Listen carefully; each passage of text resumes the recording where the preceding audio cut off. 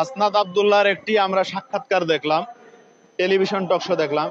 সে ওখানে বিশাল এক হিসাব দিল যে সে তার নোট বিক্রি করে, সে তার টিউশন বিক্রি করে, সে তার কোর্স বিক্রি করে, এভাবে নাকি সে প্রচুর অর্থের মালিক।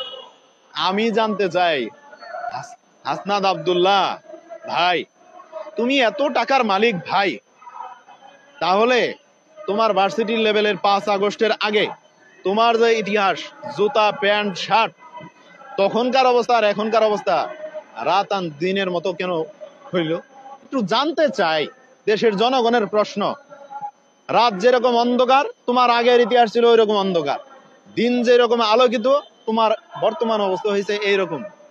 পোশাক আশাক সবকিছুর পরিবর্তন হয়ে গেল, গাড়ির পরিবর্তন হয়ে গেল। আগে ছিল লোকাল বাস, এখন হলো প্রাইভেট কার, তাও আবার মার্সিডিজ, বড় বড় দামি দামি গাড়ি।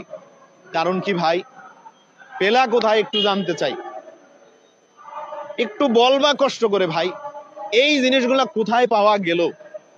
এদেশের জনগণের প্রশ্ন। এগুলা কি তোমরা কোথাও থেকে নিয়েছো? কেউ তোমাদেরকে খুব খুশি হয়ে ভালোবেসে গিফট করেছে যে তার প্রতিষ্ঠান রক্ষার স্বার্থে? সেটাও বলা উচিত। আমি তোমাকে ব্লেম দিচ্ছি না, তবে সন্দেহ করছি দিছে কিনা, একটু পরিষ্কার করা দরকার।